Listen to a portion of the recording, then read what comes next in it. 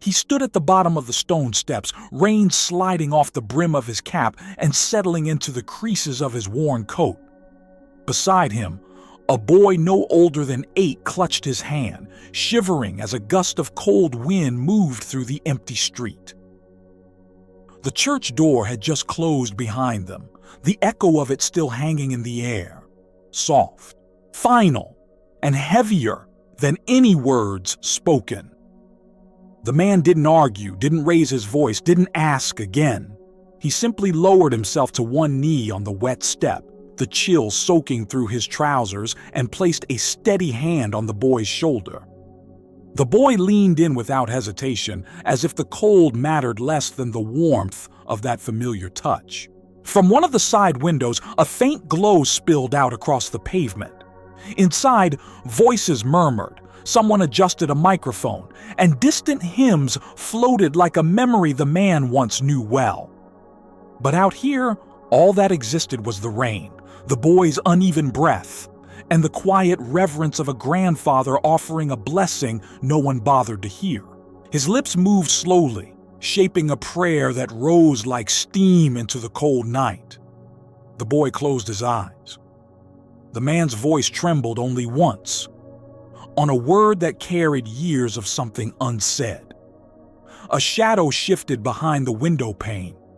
A child inside the church, cheeks pressed to the glass, fingers curled against the frame, watched the scene with wide, uncertain eyes.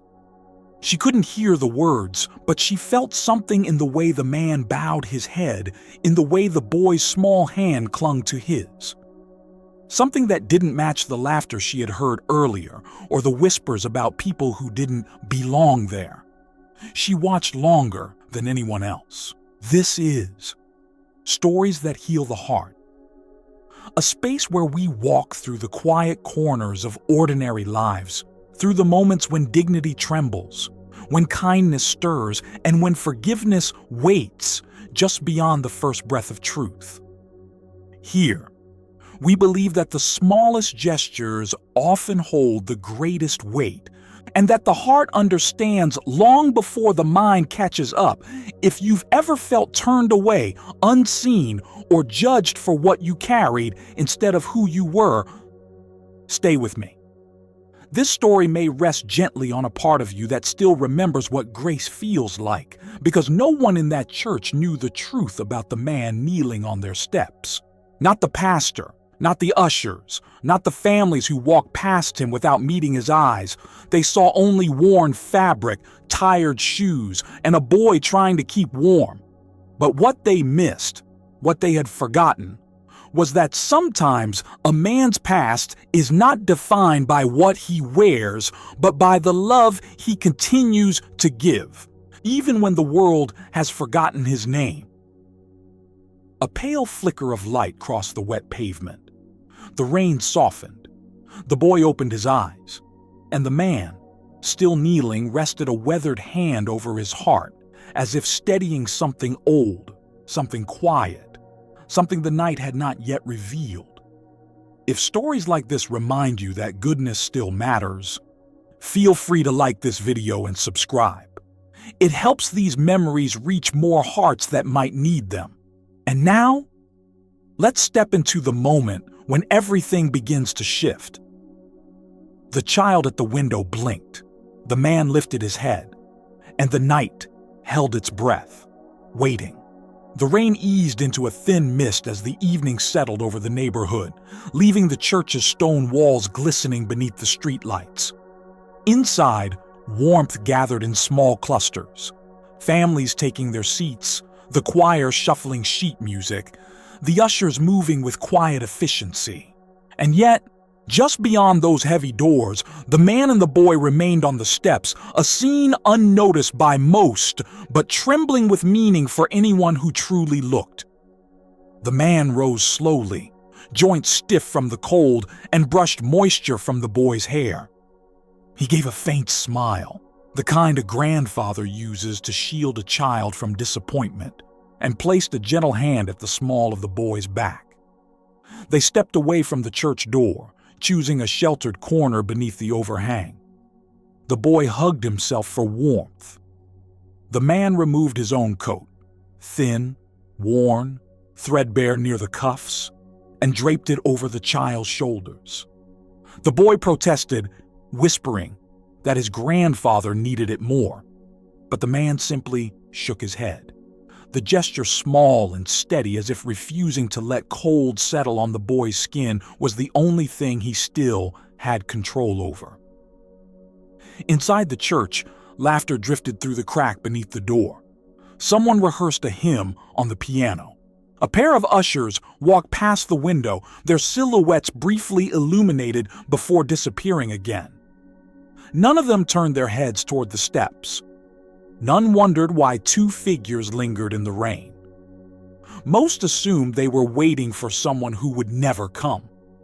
The man reached into his pocket and pulled out a folded handkerchief. Soft, from years of use, the corners frayed. A single embroidered letter sat near the edge, the thread slightly faded. He brushed a bit of rain from the boy's cheek, the cloth trembling in his fingers.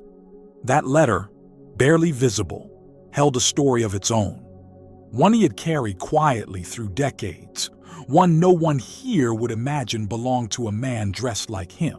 He tucked the handkerchief away and looked toward the church again, not in anger, not even in disappointment, but with a kind of acceptance that comes from long familiarity with being turned aside.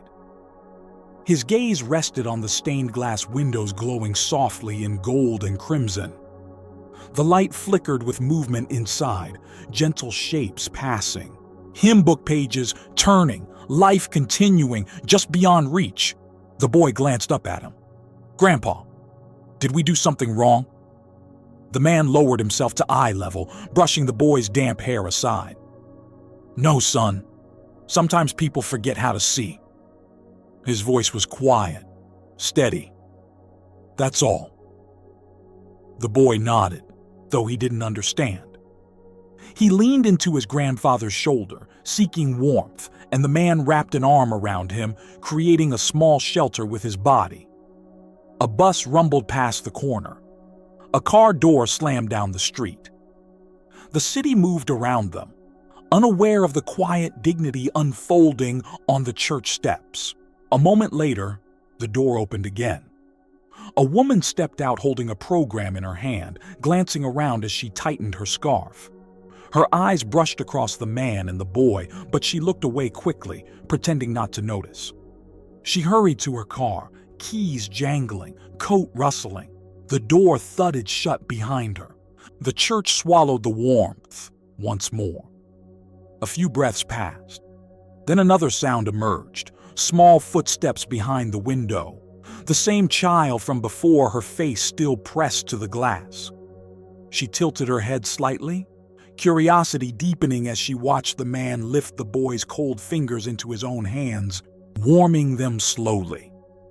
Her breath fogged the window. For a moment, her gaze lingered as if instinctively sensing that something in this quiet scene didn't match what she had heard whispered earlier. Comments about clothes too dirty, faces unfamiliar, people who should find another place tonight. A man walking by paused to glance at them. He hesitated, caught between pity and discomfort, then kept moving. A taxi slowed as if considering a stop, then continued down the road. A street vendor a block away flipped off his cart light and pulled down a tarp, closing for the night. Through all of it, the man remained steady. He held the boy close, rubbing his small arms to warm them. The boy pressed his cheek to his grandfather's chest, listening to the heartbeat beneath the damp shirt. The man whispered something, maybe another prayer, maybe a reassurance, inaudible to anyone except the child tucked into the crook of his arm. A gust of wind blew across the street, carrying the scent of wet asphalt and something faintly sweet. Perhaps bread from a nearby bakery nearing closing time. The man closed his eyes for a brief moment. The scent stirred a memory. Warm kitchens, early mornings, hands kneading dough. A time when he had stood behind a counter wearing an apron not so different from the one a young volunteer inside the church now wore. That life felt distant, yet the memory held warmth that rose gently through the cold. Behind him, a woman stepped out of the church briefly, holding a trash bag. She nearly bumped into them before noticing their presence. She gave a startled look, then a polite, tight smile, followed by a hesitant, "You both doing all right out here?" The boy looked up at her, hopeful for the first time. But before the man could speak, she glanced back at the door. "Service is about to start, and they're trying to keep the entryway clear." She gestured apologetically, though her tone lacked real warmth. "Maybe try again another night." She disappeared inside before either of them could reply. The boy's small hand curled into the man's sleeve. The man steadied him with a slow breath. He wasn't angry. He wasn't surprised. That kind of dismissal had shaped more years than the boy knew. Still, his heart tightened in his chest, not for himself, but for the child who deserved better than to learn the world this way. A soft sound broke through the rain. The church bells marking the start of the evening gathering. Their chime echoed across the street, mingling with the hiss of car tires on wet pavement. The boy lifted his head, listening. "Grandpa, what do we do now?" The man smiled gently, not forced, but tender. "We'll stay a little longer. Sometimes answers come in the quiet." The boy nodded and leaned against him again. From inside the church, the child at the window pressed her palm to the glass as if wanting to reach them. Her mother called her name, and she stepped away reluctantly, leaving a faint imprint of her hand behind, a small smudge of warmth on the cold surface. The man adjusted the coat around the boy, then pulled something from his pocket. A small wooden cross, smoothed by years of touch. The boy recognized it and held it between his hands, as if its familiarity anchored him. The man rested his hand over the boy's, steady and warm, though his fingers trembled slightly from the cold. Farther down the street, an elderly neighbor shuffled past with her groceries, pausing long enough to offer a brief nod before continuing on. A stray cat darted under a bench to escape the rain. Across the road, a bakery worker extinguished the final light in the display case. Small, ordinary movements. Small, ordinary lives. Yet something in the air felt like a pause before a turning point. A breath held by the night itself. The boy lifted the wooden cross toward the faint glow of the stained glass window. "Do you think they'll let us in next time?" he whispered. The man placed his hand atop the boy's. "Maybe. Or maybe something else is waiting for us." His voice softened into a warmth the cold could not touch. "But remember this. They can close a door, but they can't close grace." The boy didn't fully understand, but he nodded. A car turned the corner, headlights washing the church steps in pale yellow before fading again. The man watched them disappear, his expression unreadable, a mixture of memory, patience, and something deeper that only the night understood. Behind the window, the child returned, peeking again at the two figures outside, the pair who shouldn't have been left in the cold. She lowered her forehead to the glass, eyes narrowed in concern as the man placed the wooden cross gently into the boy's pocket and pulled him closer, sharing the lingering warmth of his body. And all around them, the church hummed with life, unaware that a story long buried was slowly, quietly making its way back home. The mist thickened into a low, silver veil that clung to the street as the night deepened, softening the edges of buildings and swallowing distant sounds. The man and the boy remained tucked beneath the shallow overhang, their small island of shelter barely enough to keep the cold from creeping beneath their skin. The boy shifted his weight, rubbing his hands together, watching the slow rise and fall of his grandfather's chest. The older man's gaze drifted somewhere far beyond the church walls, as if a memory had caught his attention and refused to let go. The boy leaned closer. "Grandpa, what are you thinking about?" The man startled lightly, then smiled.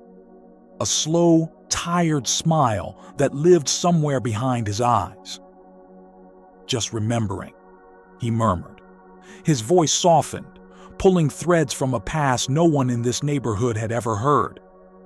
The boy rested his head against the man's arm, and the man exhaled a long breath as though opening a door he kept locked most days.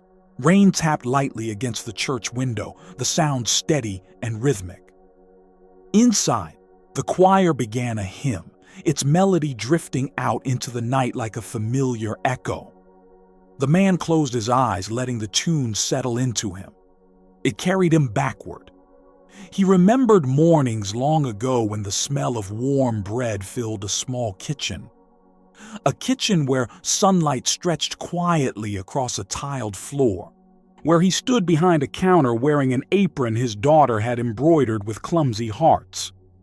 He would rise before dawn, knead dough with hands that were younger then, hands that hadn't yet stiffened with years of labor and grief.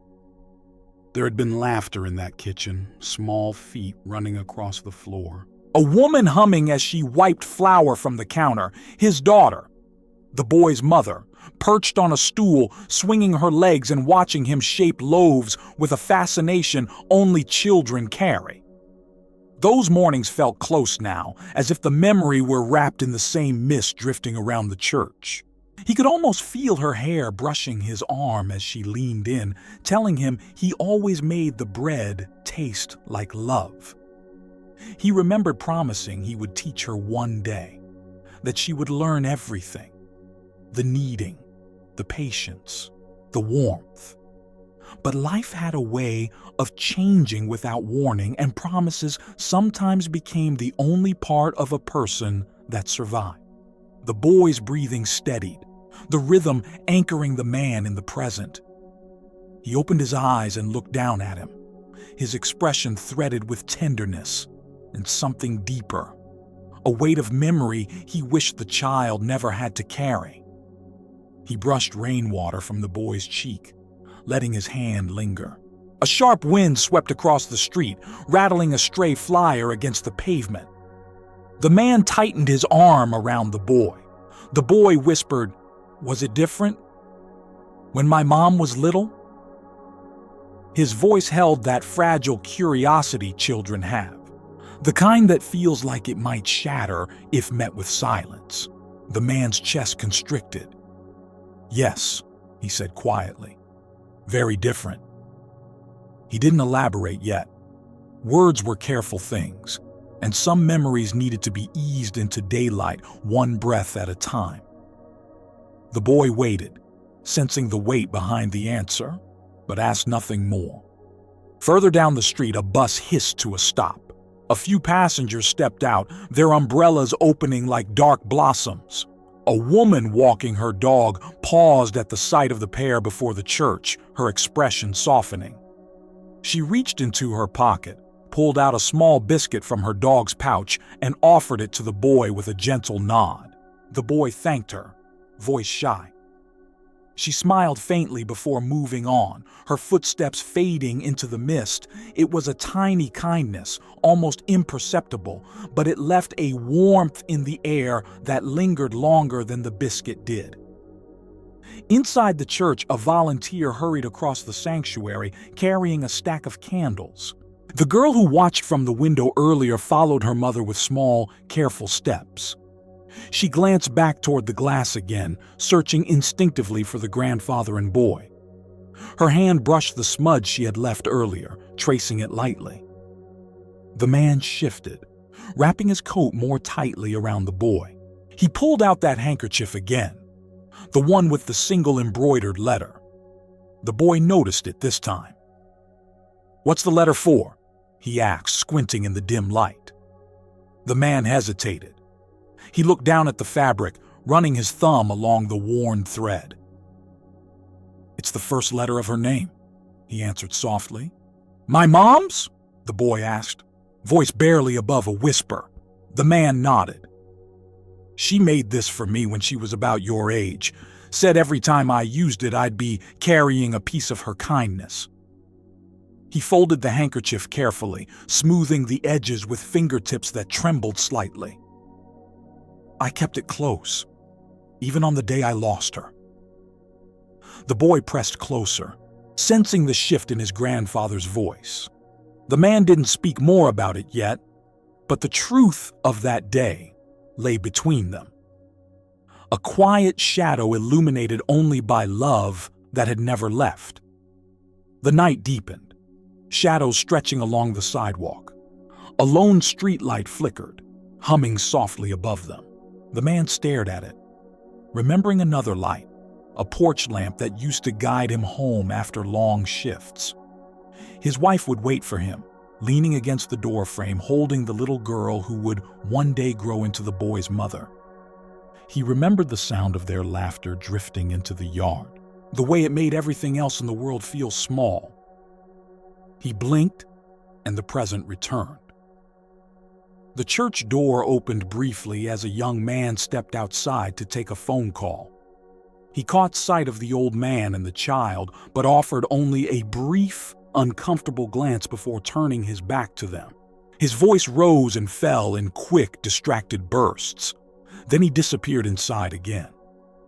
Another memory tugged at the edges of the man's mind, quieter, heavier.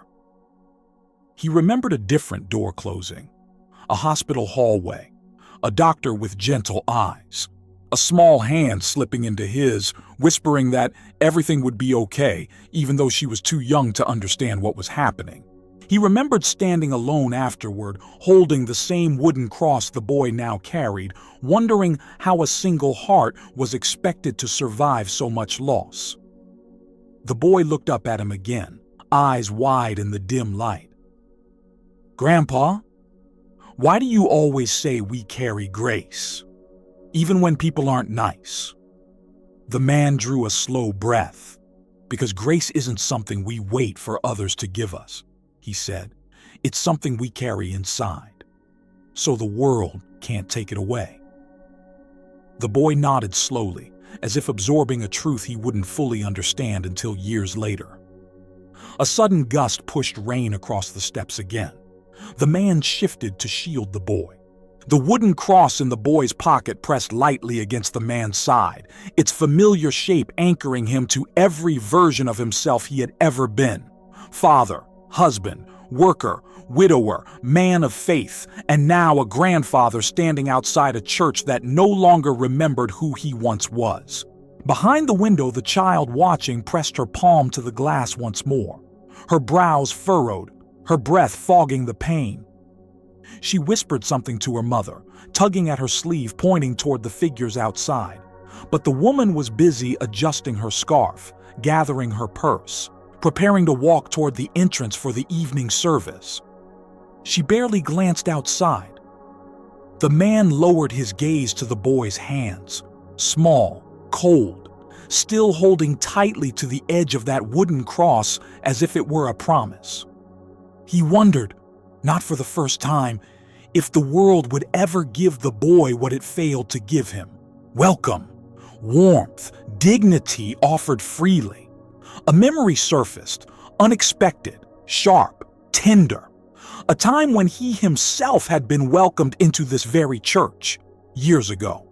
Before everything changed, before he lost his home, before he lost his daughter, before his life folded in on itself and the world stopped looking at him the same way. He had once been a man known inside those walls, a man respected, a man who contributed, helped, offered, served, a man whose hands baked bread for community events, a man whose daughter sang in the children's choir. Most of the people inside now had no idea. New congregation, new pastor, new volunteers. Time had done what time always did, washed old stories away, leaving only shadows to remember. He closed his eyes, letting the weight of it settle quietly in his chest. The boy whispered again, "Grandpa, do you miss her?" The man nodded once. "Every day," he said softly. "But she left a piece of herself with me, and with you." The boy's voice trembled. "Was she kind?" The man smiled, a slow, aching smile filled with pride and sorrow. "She was the kindest soul I ever knew." A small silence followed, the gentle kind that wraps itself around two hearts, learning how to hold grief together. The boy leaned his head into the man's shoulder. The man rested his cheek against the boy's hair, eyes glistening in the dim light. Across the street, a florist locked up his shop, pausing to place a bouquet of slightly bruised carnations into a metal bin. He hesitated, glanced around, then lifted one flower out, a simple white carnation, and laid it gently on top of the bin rather than tossing it. A small act of tenderness for anyone who might pass by later and need beauty more than pride. Inside the church, the hymn shifted into another song. The little girl pressed her hand harder against the glass, as though trying to understand why the two figures outside didn't belong inside with the warmth and light. The man looked at the window, his eyes meeting the child's gaze for a brief, suspended moment. She didn't look away this time. Her expression softened, eyebrows knitting with quiet concern. The kind of compassion children offer instinctively, without hesitation or prejudice. The man gave her a faint nod, a silent thank you, a recognition of a heart that still knew how to see. Then he lowered his gaze, brushing the boy's hair again. Another memory rose. The promise he once made to his daughter, whispered over her hospital bed, promising he would raise the boy with gentleness, with patience, with the same love she had carried so fiercely. He remembered her weak smile, her fingers gripping his hand, her voice telling him he would never be alone. He swallowed hard. The boy tugged lightly at his sleeve. "Grandpa, can we go somewhere warm?" "Soon," the man said, "but let's wait a little longer." The boy nodded, trusting him completely. Farther down the block, a street musician packed away his guitar. An older woman stepped out of a small grocery store, struggling with bags. A teenager across the road helped her without being asked. The city kept living around them, fragile, flawed, full of quiet mercy in pockets no one noticed unless they looked closely. The man watched the boy's breath form small clouds in the air, holding him a little tighter, hoping the night would be kind. And inside the church, the little girl at the window stepped back at last, only after placing her other hand on the glass, leaving two small prints side by side. A silent gesture, lost to everyone but the man who saw her just before her mother called her name and she disappeared into the warm glow of the sanctuary. The rain slowed. The street quieted. And the past, the part no one in that church remembered, hovered just at the edge of the man's breath, waiting for the moment it would finally return. A thin draft of cold air swept down the street, carrying with it the faint smell of damp earth and extinguished candles. The man straightened slowly, rubbing warmth back into his hands, trying not to let the boy see the way the cold bit into his bones. The child leaned into him instinctively, and he wrapped an arm around the small shoulders beside him, drawing the boy close as if he could shield him from more than just the weather. Inside the church, the hymn reached its final chord. Applause followed, brief, polite, distant. Then a murmur of voices rose, people greeting one another, settling into pews. The man closed his eyes for a moment, listening to the sound. Not long ago he had stood among such voices. Not long ago he had carried bread into that very hall, had shaken hands at the door, had smiled at children who ran down the aisles before service began. He had belonged there once, in ways that felt almost unreal tonight. The boy fidgeted, shifting from foot to foot. "Grandpa," he whispered, Do you think they'll sing the song you like?" The man opened his eyes. The memory of the melody drifted through him. A simple hymn his daughter used to hum as she washed dishes, one he had first learned in this very church. "Maybe," he murmured. "Maybe they will." A faint ache tugged behind his ribs, the kind that comes from hearing a song you are no longer invited to sing. A car turned onto the street, headlights slicing through the mist, catching the raindrops clinging to the church's stone facade like tiny shards of glass. The car slowed, then parked near the curb. An older couple stepped out, well-dressed, carrying umbrellas and hymn books. They didn't see the man and child at first, or perhaps they did and chose to look past them. They hurried toward the entrance, shoes tapping against the wet pavement. But just before they reached the door, the woman glanced back, her eyes lingering for half a second longer than her husband's. Something in the way the boy clung to the man made her pause. Her expression softened, almost as if a memory stirred. But her husband urged her inside, and the moment passed. The church swallowed them in warmth once again. The boy tugged on his grandfather's sleeve. "Are we staying until the end?" The man hesitated. "We'll see," he answered gently. A delivery truck rumbled to a stop near the bakery across the street, unloading crates of day-old bread bound for donation. The driver, a young man with tired eyes, noticed the pair outside the church. He hesitated, reached for something inside the truck, then set it aside. His shoulders sagged with the weight of his own long shift, and he returned to his work. The world kept turning. People wrapped in their own lives, their own hurried stories, while the man and boy remained on the fringe of the night, quiet and unseen. Inside, the pastor stepped up to the pulpit. His voice carried through the walls, faint but clear enough for the man to hear pieces of it. The sermon began with warmth and conviction, words meant to inspire compassion and charity. The boy listened with wonder, leaning in as if trying to catch every phrase that escaped through the thin glass. The man, however, lowered his head. His jaw tightened. He had heard sermons like this before. Sermons about love, about welcome, about caring for the forgotten. He remembered a pastor once standing right there, calling him brother, thanking him for the bread he brought every Sunday. That pastor was gone now. The congregation was new, and the man understood something most would never admit out loud. Sometimes love spoken from a pulpit doesn't always reach the doorway where cold hands wait. A small shiver moved through the boy, and the man placed both hands around the child's. "Grandpa," the boy whispered. The boy, "Why didn't they let us in?" The question lingered in the air, fragile and trembling. The man inhaled slowly. "People get used to looking at the wrong things," he said softly. "Clothes, shoes, things that don't show who you are." The boy swallowed hard. "But you're a good man."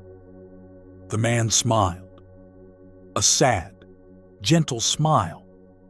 That's not always easy for people to see. The boy leaned into him again, as though trying to make himself smaller against the cold. The man draped his arm across the boy's shoulders, holding him close as the night pressed in. For a moment, everything went quiet. The hymn ended. The street stilled. Even the mist seemed to pause, suspended like breath in the dark. Then the church door opened.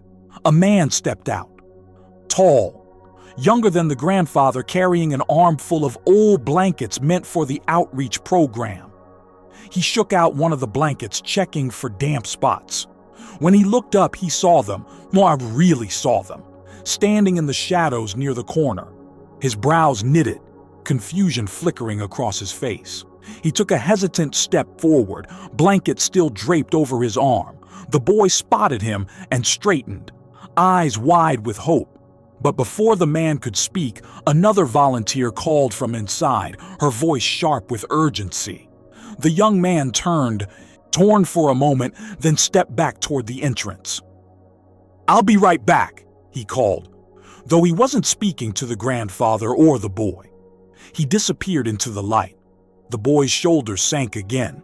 The grandfather rested a hand on the child's back. "It's all right," he murmured.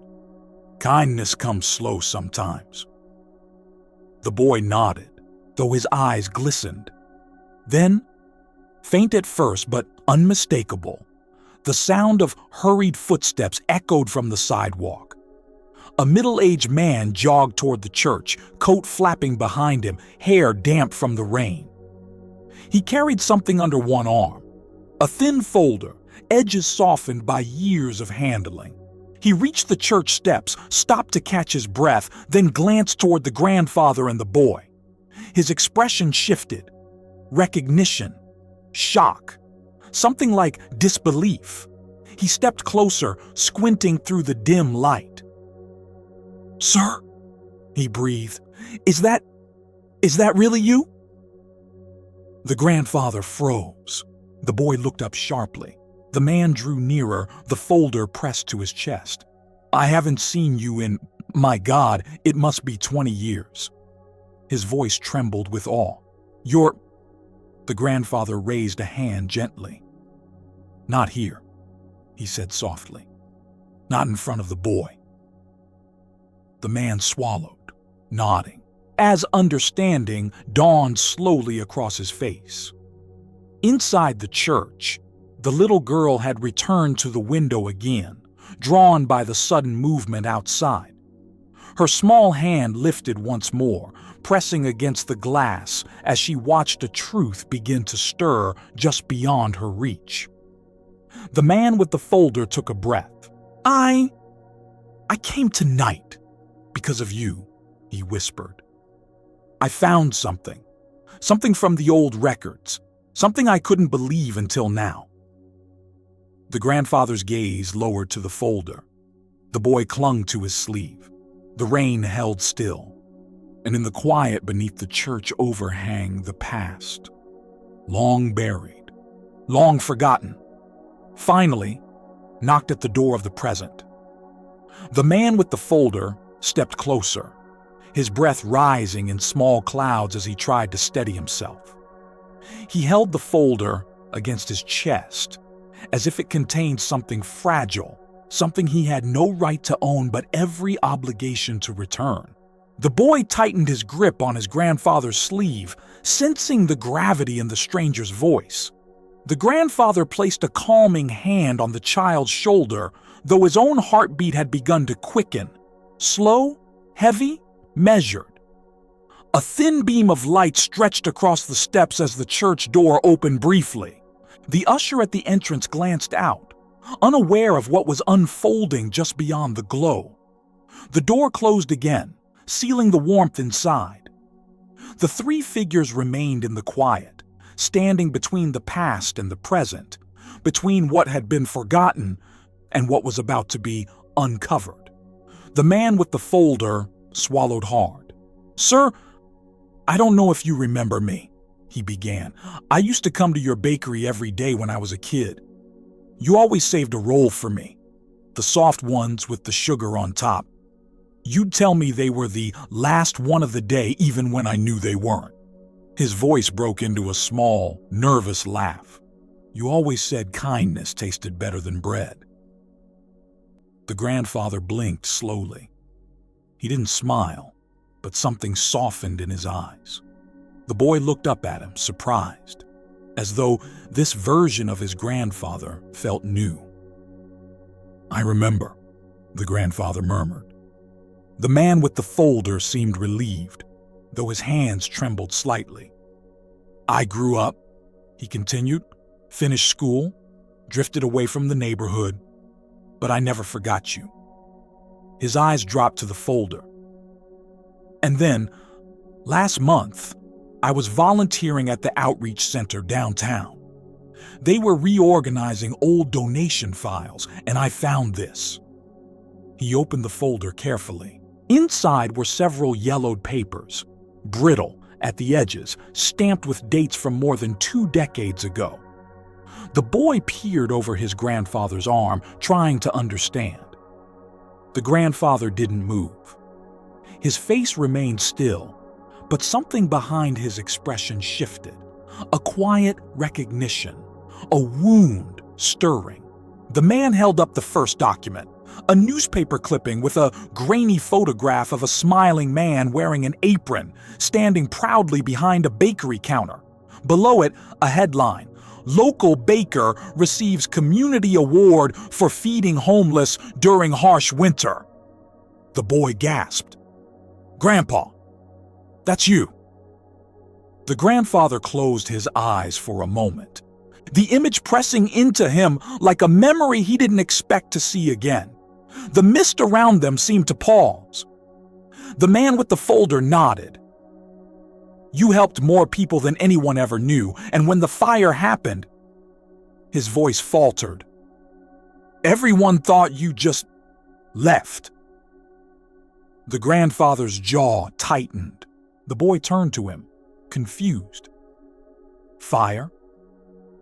The man with the folder opened another document, a faded report with water stains along the edges.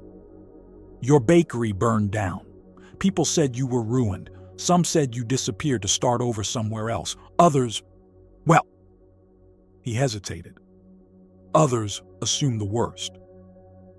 The grandfather's gaze remained fixed on the folder, unmoving. The man continued quietly. "But I found this." He pulled out a final sheet. A donation record, handwritten, dated the same week as the fire. "You donated almost everything you had left, every last bit, even the insurance payout, to this church." The boy's eyes widened. "You gave them money?" The grandfather exhaled slowly. "It was never about money," he whispered. "It was about gratitude. I thought they needed it more than I did." The man with the folder nodded. "You saved them," he said softly. "This church, it wouldn't be standing right now without you." A long silence followed, not uncomfortable, but heavy with the weight of truth settling into every corner of the night.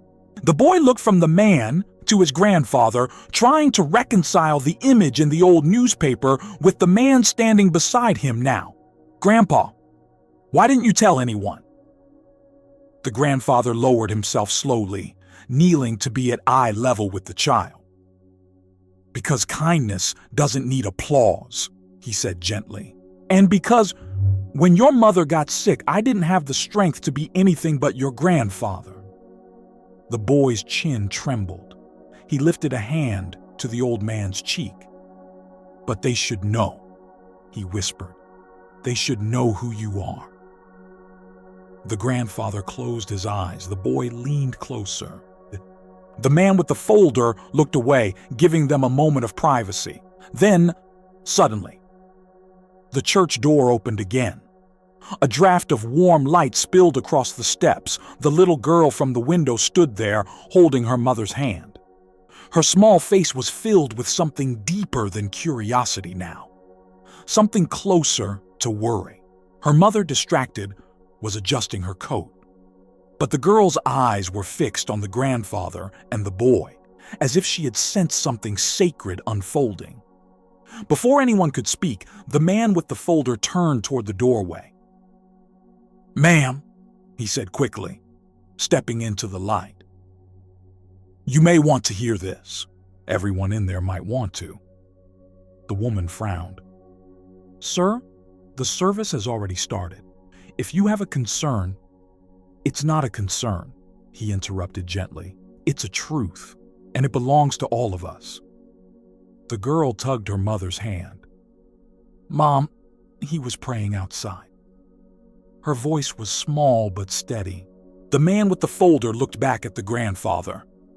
"I think it's time," he whispered. "Time they remembered the man who built more for this community than they ever knew." The church door stood open, warm and glowing, filled with people who had looked past the man only minutes before. The grandfather didn't move. The boy reached for his hand, clutching it tightly.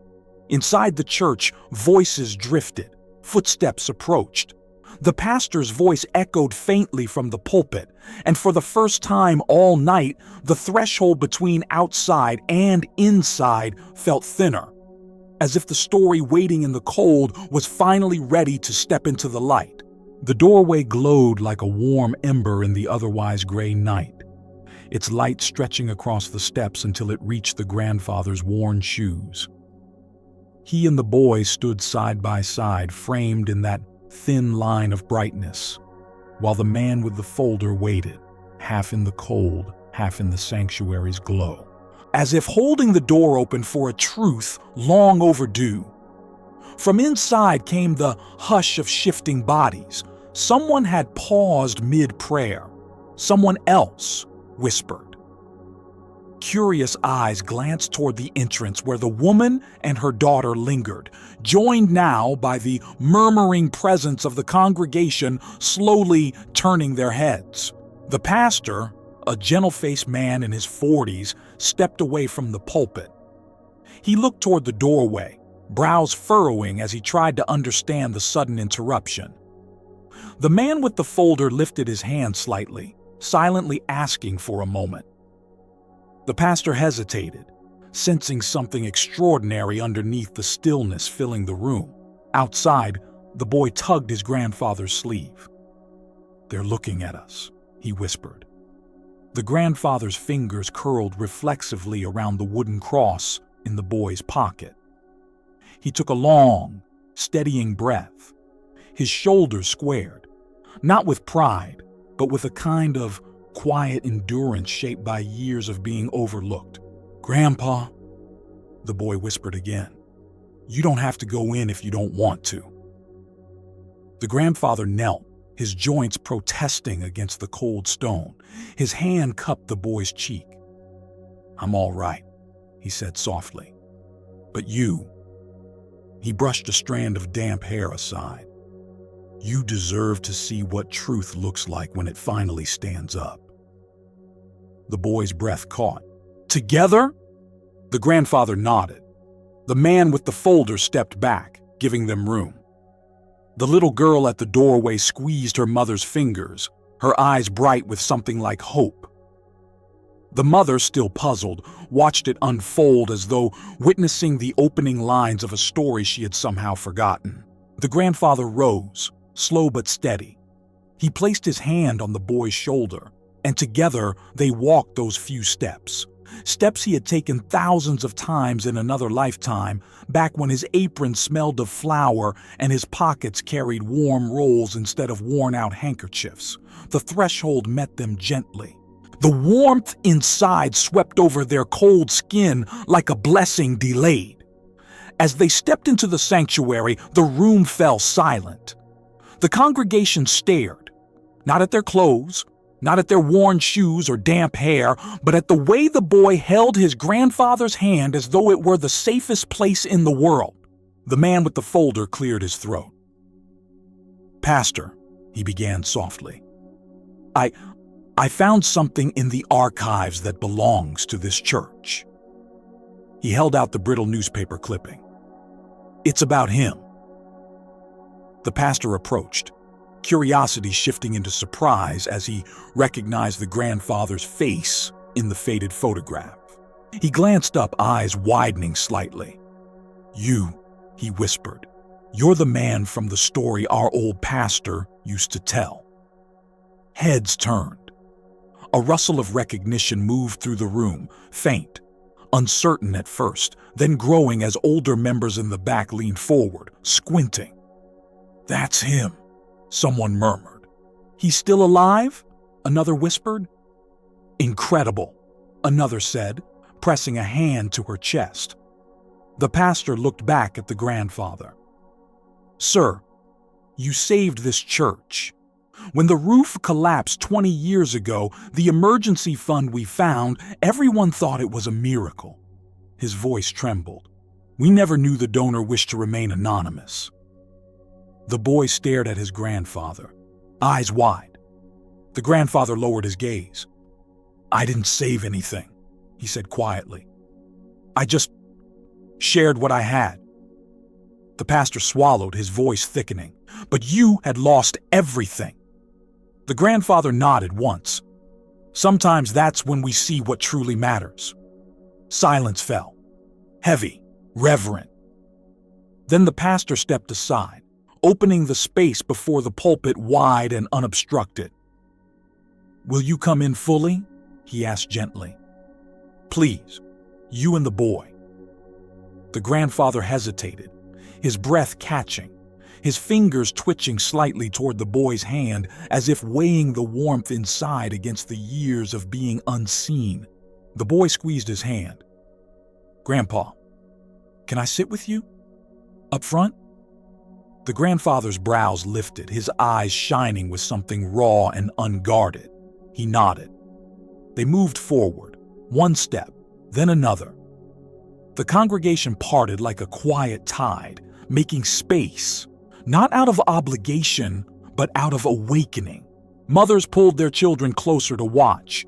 Elderly members pressed handkerchiefs to their lips. Teenagers stopped whispering. The little girl from the window walked along the aisle for a moment, following the boy with solemn admiration before her mother gently guided her back. Halfway down the walkway, the grandfather stopped suddenly. His hand trembled. The boy looked up at him. Grandpa? A memory had struck, sharp, vivid, unexpected. His daughter standing in this very spot the day she first sang solo in the children's choir. Her voice trembling, but determined. Her smile wide as he cheered from the back row. Her eyes finding his, shining with the same courage the boy held now. He steadied himself. They reached the front pew. The pastor nodded respectfully and placed the old newspaper clipping on the pulpit as though laying down a missing piece of the church's history. The grandfather lowered himself into the front pew. The boy climbed in beside him, pressing into his arm for warmth.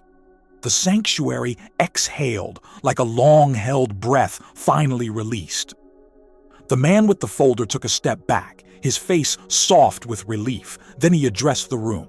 This man, he said quietly, gave everything he had for this congregation. And tonight, he was left in the cold. Shame flickered across several faces. Someone lowered their head. Someone else wiped a tear. The usher who had turned them away earlier clenched his jaw, guilt pressing hard against his chest. The pastor closed his eyes briefly, absorbing the truth like a weight and a wake-up all at once. Then he turned toward the grandfather, his voice steady but humbled. Sir, he said, if you allow me, I would be honored to have you share something with us tonight. The grandfather looked down at the boy. The boy nodded at him, small and brave. The congregation waited, quiet, still, hearts opening in the space between silence and truth. The grandfather placed both hands on the wooden pew before him, leaning forward slightly. He drew a slow breath. Then he began to rise. What he was about to say would not only uncover his story, it would stir something deep in every soul gathered beneath that roof. The grandfather rose slowly, his palms pressed against the polished wood of the pew as though steadying himself not from weakness, but from the weight of stepping into a moment he had never asked for. The boy slid closer, ready to catch him even though he barely reached the old man's waist.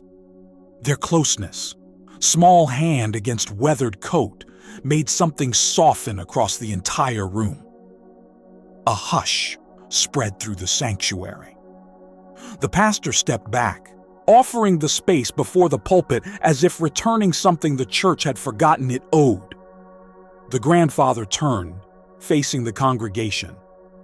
His clothes were still damp, his hair still matted from the rain, but in that light, warm, golden, quietly reverent, Nothing about him seemed out of place anymore. "I'm not used to speaking in front of people," he began, voice rough from cold and memory. "Most of my life was spent behind a counter or at a kitchen table, places where words didn't matter as much as actions." The room leaned in. "I came here tonight because my grandson asked me to." He rested a hand briefly on the boy's shoulder. "He wanted to pray. He wanted warmth. Nothing more." Several people lowered their gaze. And when the door closed, his voice faltered, but only for a breath. "I wasn't surprised. Life has taught me many things, but especially this. When the world stops recognizing you, it becomes easier for people to look right through you." The usher near the back swallowed hard. The grandfather continued gently. "But the truth is, I didn't come tonight to reopen old wounds. I came because I promised my daughter long ago that I would raise her boy with faith. Even when faith felt heavy, even when it felt like I carried it alone." A murmur rippled through the crowd, soft, grieving, tender. He lifted his chin slightly. "Some of you might remember my bakery. Some of you came there on winter mornings when the cold felt sharper than hunger. Some of you sent letters after the fire." He smiled faintly, nodding toward an elderly woman wiping her eyes in the third row. "I never forgot." The boy looked up at him, wonder flickering across his face.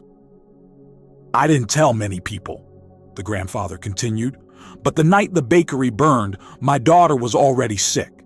We didn't know then, not fully, but I felt something inside me shift.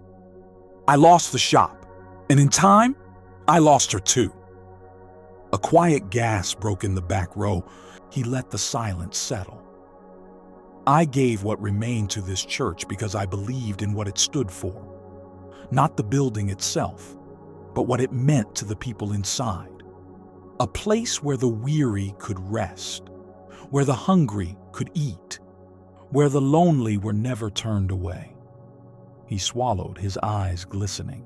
"So, tonight, when I was asked to leave," he paused, steadying his breath. "It wasn't anger I felt. It was sorrow.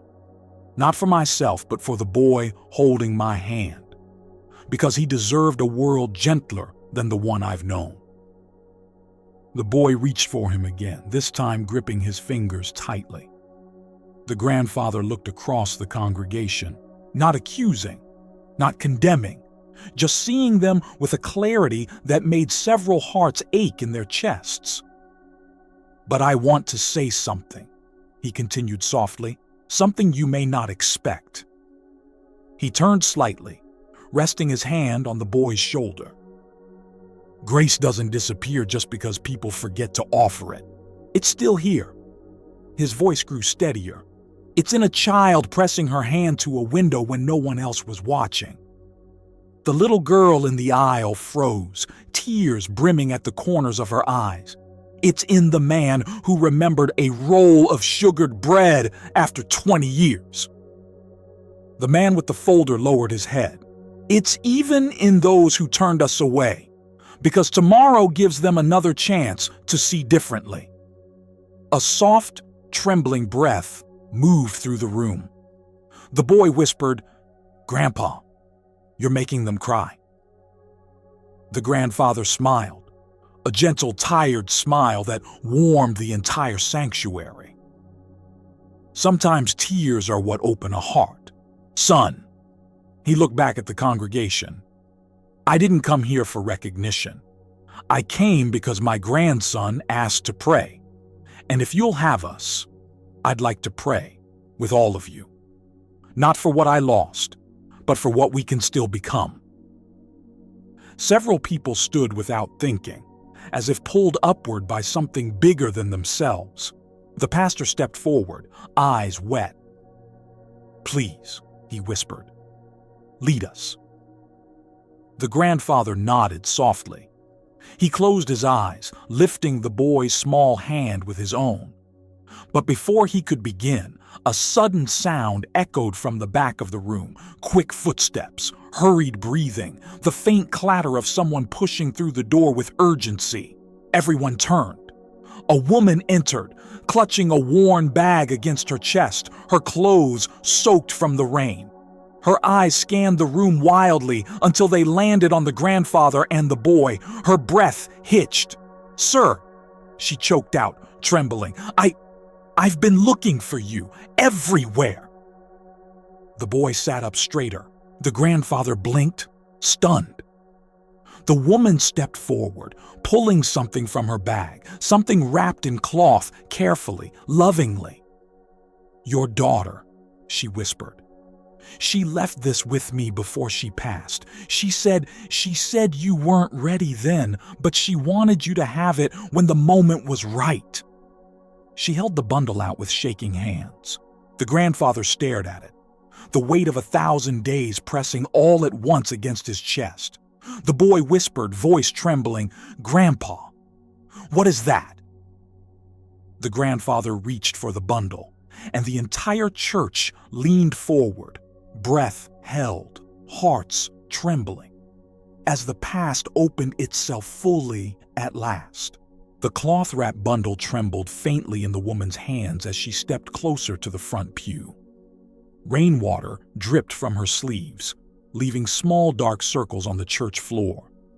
She held the bundle as if it contained something fragile, something sacred, something that had been kept safe through years of silence and longing. The grandfather's fingers hovered just above the cloth, afraid to touch it, afraid of what it might awaken. The boy watched, breath tight in his chest, sensing the moment was bigger than anything he had lived through in his short life. The woman's voice wavered. "She trusted me with this," she whispered. "Your daughter. She said you would know when to open it. And when I saw you here tonight, when I heard your name, I knew the moment had come." The grandfather swallowed hard, then gently lifted the bundle from her hands. It was surprisingly light. He held it close, as though afraid the air itself might unravel it. The room fell utterly silent. No coughs, no rustling coats, not even the shuffle of feet. Only breath, only waiting. Slowly, reverently, he loosened the edges of the cloth. Inside lay a small wooden box, smoothed by years of touch and care. The grain was warm, the corners rounded, the surface faintly scratched from life's ordinary use. A simple engraving stretched across the lid, 3 small initials carved with a child's careful hand. The boy whispered, "Are those my mom's initials?" The grandfather nodded once, his lips trembling. With a careful hand, he lifted the lid. Inside, the first thing he saw was a folded sheet of paper, the edges uneven as if torn from a notebook. He reached for it, and the paper crinkled softly between his fingers. Beneath it, nestled gently, lay a small pendant on a thin chain, a silver heart, worn and dulled, but unmistakably precious. The boy leaned closer. "What is it?" The grandfather didn't answer immediately. He unfolded the paper.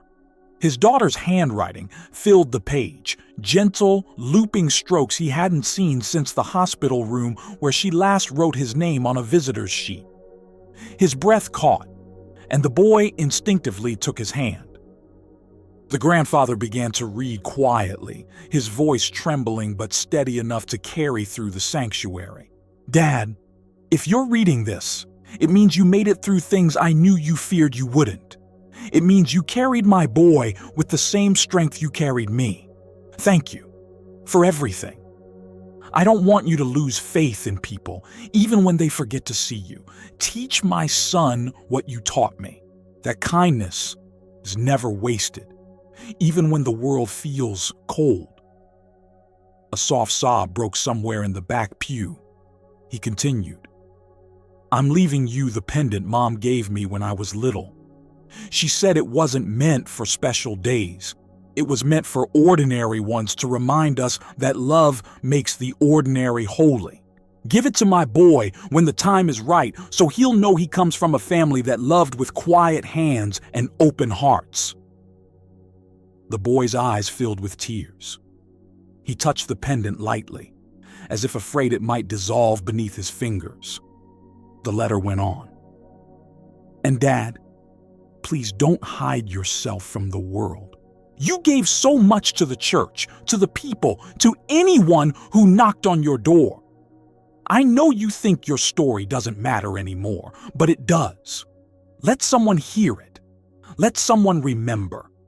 You taught me that grace belongs to all of us. Let it belong to you too." The grandfather's voice cracked on the final lines. "I love you. I always will. Anna." The sanctuary was no longer silent. Soft weeping filled the space. Mothers clutching daughters, men wiping tears they didn't bother to hide, the boy holding onto the pendant as if it were the last piece of a world he'd never known but always belonged to. The grandfather folded the letter carefully, pressing it to his heart. His shoulders shook, not with grief alone, but with something like release. The boy wrapped his arms around him, small but fierce, as though shielding him from every cold night they had ever endured. The pastor stepped forward slowly, each step measured with respect. He lowered to one knee beside them. "Sir," he whispered, voice thick with emotion, "I am deeply sorry for what happened tonight, and for all the nights before it. This church failed to see you, but we see you now. We see the man who gave when he had nothing, who loved when he was hurting, who carried faith without applause." The grandfather lifted his head, tears streaking down his cheeks. "I never wanted recognition," he murmured. "I know," the pastor said gently, "but sometimes recognition is another form of healing." The little girl from the window walked quietly down the aisle, her mother trying to hold her back, but the child slipped free with the natural courage only children possess. She approached the grandfather and boy, extending her small hand. "This is for you," she whispered. In her palm rested the white carnation the florist had laid aside earlier that night. A flower rescued from being discarded, soft at the edges but still full of life. The grandfather accepted it with a trembling smile. The child looked up at him. "I saw you praying," she said. "It made my heart feel warm." The grandmotherly woman in the third row sobbed openly. Others bowed their heads. A sense of reverence settled across the room, not the polished kind delivered from the pulpit, but the raw, aching, holy kind born from truth revealed in the most ordinary of men. The pastor stood and looked out across his congregation. "Tonight's message has already been preached," he said quietly. "Not by me, but by a grandfather who showed us what grace looks like when it kneels in the rain." People began to rise, one by one, moved by something they couldn't fully name. Some approached the front with soft apologies. Others placed warm coats on the pew beside the boy. Someone brought blankets. Someone else brought food. Kindness spread through the room like a long-delayed tide finally returning to shore. The grandfather shook his head gently. "We don't need all that," he said. Just warmth. Just welcome."